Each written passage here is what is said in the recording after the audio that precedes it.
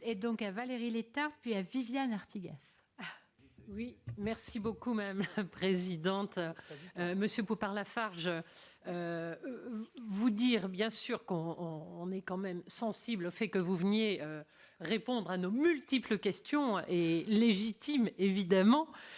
Redire comme mes collègues, mais c'est important d'abord de remarquer que l'expression Airbus du rail utilisée par le gouvernement n'a pas été reprise par les entreprises, et pour cause, puisque dans le vrai Airbus, l'État français est resté au capital au même niveau que les Allemands, alors qu'il ne s'invitera pas dans celui de Siemens-Alstom, et c'est quand même une sacrée différence, on le comprend. Et la question effectivement qui vient d'être évoquée par les différents bancs de cette salle est tout à fait légitime, et nous sommes vraiment sensibles parce qu'on sait que ça passera par là, et en tout cas que la pérennité et la garantie nécessaire de l'État est essentielle. Et ce n'est pas un strapontin, c'est garantir par la présence de l'État la continuité de l'activité d'Alstom et de ses sites de production.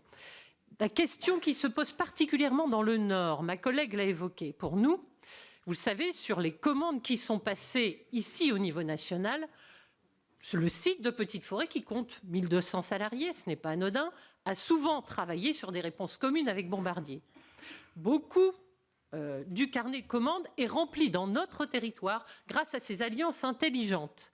Que deviendra-t-il demain de ces deux sites une fois dissociés? Comment ce fameux Airbus du rail pourra peut-être embarquer demain d'autres partenaires de ce type-là dans une logique intelligente d'être fort et d'éviter peut-être que ces partenaires présents sur le territoire national n'aient envie de s'associer avec d'autres au détriment de cette belle alliance Siemens-Alstom.